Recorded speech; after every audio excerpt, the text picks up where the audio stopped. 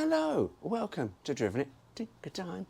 I am on the other side of Barry, and I'm going to go back to something that I uploaded when I replaced the offside front disc that had gone a bit wonky woo. Because with the dial gauge, yeah, it was sort of a bit, what the fuck? So I'm going to take this one off and we're going to test this for its run out, which should be spot on, to be honest with you, but also just check the hub and see if there's a similarity between this side and the other side. And we'll start that once I take the wheel off and after this.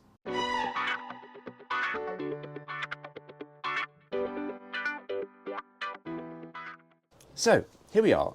Dial-up tool is set on a piece of metal, and if I rock the bus, you can just see it rocking there. Now, if I turn the camera down, try and get you a bit closer to that actually, and we can see that we are on almost at zero. It's all finicky.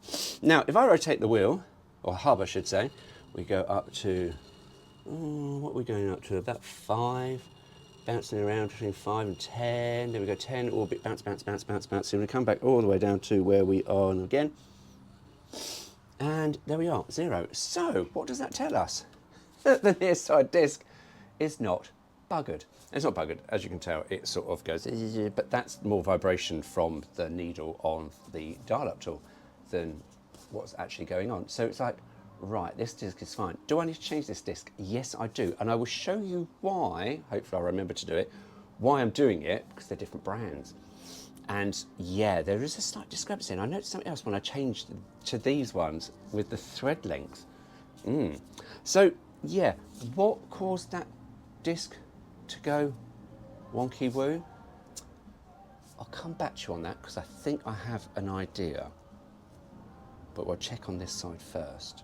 Anyway, interesting stuff to go on, and I will show you because I've cleaned up the sort of hub part of the disc, the old disc, to see what we've got, and it makes for interesting viewing. So I'm not that worried about what I discovered on the other side. As I said in the previous upload, this surface isn't as important as the brake pad surface, because that really is the important one. That's when we really want to get straight. The bit here that goes a bit wonky, but I'll show you. Shut up, Stuart, get on with it. Yes, I know.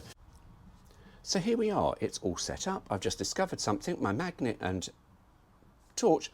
Why didn't I think, oh, it sticks onto that, yeah, fucking idiot. Anyway, right, it's not quite central, I'm not really that worried, but it's just really to show you how far out this is as well. So here we go, so we're going to rotate that, and we get up to 10, and we go beyond 10, we go to 15, and we go up to 20, and we go to about 24, which is sort of where it goes, and it starts coming back down, and we come back to my center line, which is sort of here.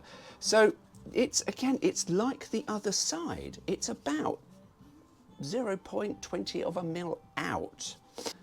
And as I say, for the hub thing, that's not that important. So we're quite all right there. However, as I was saying about removing discs on this, do you know, I think that sounded like I just said dicks. Removing your dicks on these, it is piece of piss. And okay, these are the things that will thwart you, I'll be honest with you. They sometimes are tight. There we go, but they are easy peasy. Now, a little tip for you that I was told, and I was only told this, and I am now really, really super cautious about it because I buggered up one of my own cars years ago, and my MOT tester went, oh, that's not right, and I'll tell you why. Whenever you remove a caliper, just make sure you've got cable tie to tie it to something so it's not pulling on that. That really isn't stressed at all. That's really nice. But just one thing, because I kept doing it and then shouted at myself, just make sure your cable tie doesn't get clamped around the brake pipe, because it will bend and then you'll have to make a new one and then you'll have to bleed the system, and I don't want to bleed the system. Now, I was talking about the possible problem of why that offside disc warped. I think it got a bit overheated, and I think I know the problem, and it was my problem, and I hadn't been aware. I thought I probably was aware of it because this side was all right, the other side not. Sometimes you just have to be a bit careful with some of this stuff. These are ATE calipers on Barry, and the piston is not flat. There is a cutout that sort of seems to be at the 3 o'clock and 6 o'clock. And when you've got your backing plates, which you might not be able to see them very clearly on here, there are little dimples that stick out.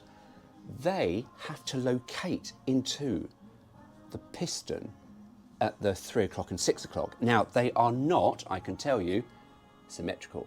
They are sided, so oh bugger. So, yeah, and you do need these because though TRW, TRW disc, I think I might have said the wrong TRW, I'll get confused with the acronyms. TRW disc, I like TRW stuff. It has got an anti-squeal pad on there, but I've taken these off before on vans, and people don't use the shim plates. Use the shim plates, the anti-rattle plates, whatever you want to call them, because they are there for a bloody reason. When you don't, and you've got the TRW pads, what happens is the piston digs into this plasticky thing, and it makes them an absolute pain in the arse to get out. But yes, so I think that was possibly the reason, because when I took the other side out and I looked at this plate, the dimple bits were squashed in and the plate was a bit buckled, and it sort of, in theory, it should have pushed itself away, and when I rotated it, it was fine, although it had that high spot, but it did have a high spot. But yeah, that possibly was a reason. It could have been manufacturing error, but I'm gonna own up and say it was my fault, I buggered it up. So yeah, so let that be a lesson to you. Look for your dimples. Right, anyway, let's put this bugger back together. And I think that is job done. Time for a coffee. Yes. Now, get your fingers nice and greasy. I always do this, always told to do it. Just smear a little bit of copper ease, greasy stuff, onto the hub. It just really prevents rust from forming and sticking your disc to the hub, which means then when you go to try and change it, you can't. But also, any rust that grows there, comes out. Anyway, speaking of growing, oh, I love this. TRW, you lot are the best. TRW discs come in this neat little sort of plastic disc tray, and it comes into two. Now, because I'm a garden wanker, and if you are a garden wanker too, I tell you now, these, drill a couple of holes in here, bit of soil, perfect seed trays. Right? TRW, you lot think of everything. However, the other thing, anyway, you need to do with your discs is, do you know, I'm quite sure I'm saying discs, but sometimes in my head I keep hearing myself say dicks. The things you do with your dicks is just a bit of brake cleaner, just clean off any of the greases, because otherwise you'll go to stop and it won't, and actually your van will feel like you've got ABS, which isn't what you want. Anyway, you may have only seen me clean one side of the disc. Yes, I did. You are quite right. However, it's because I've got my hands all over it. So let's just give that a little clean up. Oh, Barry, look at you. It really hasn't been a good year for Barry, I tell you. He's had so many bloody new bits. Next year, let's hope he's all right. Although, no, I'm not going to tempt fate. No, fuck it, let's tempt fate. I went away recently and we had a very, very long drive, and there was a bit of a moment where he hiccuped and I sort of went, oh shit.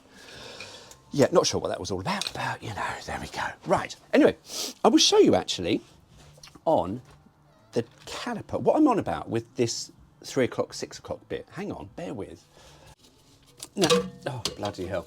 Now, I'm trying to show you this. This is really not easy because the torch on the disc, funny enough, the disc rotates with the weight of the thingy. Right, so I have just done this before and then just got it wrong and I went, why's that all gone wrong? So it's backwards. When I said it was 3 o'clock, 6 o'clock, you're now actually looking at it the wrong way because the pads come in this side. This is where your disc is. But this is your plate, you see, and these holes here, you can see that, that is where your poles go through to hold your pads in. Now, this here, if you look at those dimply bits, they are, you might be able to see them that side there. Can you just see them? They're sort of here at 9 o'clock and there at about, what is that, 4 o'clock? And if you look here on the piston, although I said it's more like 3 o'clock and 6 o'clock, it's because this is now the other way round for you. There is your 9 o'clock, which is at 9 o'clock, and there is your, oh, this caliper's really heavy and it's hurt my wrist. And there is your 4 o'clock. Anyway, that has to sit in there, and, oh, hang on. sitting there and locates and then stops it going rattle rattle. See, and that sits there really nicely. If you haven't got that in the right way and you've got it round the wrong way, these bits get squashed and it never sits properly. Anyway, right, I need to carry on because this is really heavy and I need to fit it. So anyway, got my wheel on and yeah, right, a couple of things, just got to tidy up some tools. However, one thing to remember when you have been fiddling about with your brakes, pushing your pistons back, before you take it out of the workshop, just hit the brake pedal a couple of times, bring the pads and pistons closer to the discs. Otherwise, your first drive out of your workshop gets a little bit spicy. Anyway, I was talking about the length of nut, or stud I should say, coming out of the, yeah, I think that is, oh hang on, this torch is rubbish. I think that is slightly now less than what's. I'll post up a picture now of what it was like before, and that's what it is now. And it is, I tell you where the difference is. The difference lies in the depth that's in here. That's where the difference is. And I noticed that when I put these on and I went, oh, they all stick out a bit far. They're still not as good as Volkswagen's because my studs would sit pretty level-ish, a little bit sticking out a bit more with what was on there. So they're still a bit thin TRWs, but anyway, got my chrome little caps to put on, hit the brake pedal a couple of times, and then that's it. Unfortunately, I can't take him out for a drive because I haven't got time, but I will this weekend when we go camping for near the end of the season. But yeah, there we go. Anyway, I hope you enjoyed that. I hope you got something from it. I actually did get something from that, I'll be honest with you, because that, ew, greasy, oh my God, that is really greasy fingers. That will never rust. Because that just shows actually the hub, that side is fine. Because when I was putting this together, and I was like, maybe I do need a new hub carrier over that side. But no, I don't. This side, exactly the same as that side was. So no, I'm all right with that. But that disc, as we did see, was well and truly buggered. So yeah, I will come back to this again, part 3, woo, another day. Just briefly, just to see, just to hit on whether or not there was any difference. Did I notice the pedal not pulsing? Anyway, let's drop you down. Let's go and have coffee. Might have a little bit of lunch as well. I'm absolutely starving. Yeah, let's have some lunch as well. Anyway, mind you go, take care. See you soon.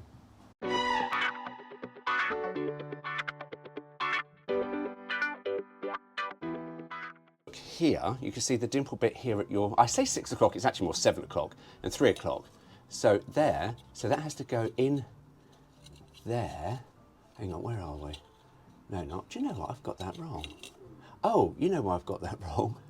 Hang on. Stuart, you're a cunt.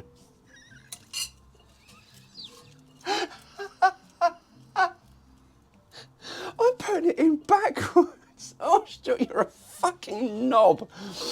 Oh, GoPro, stop recording.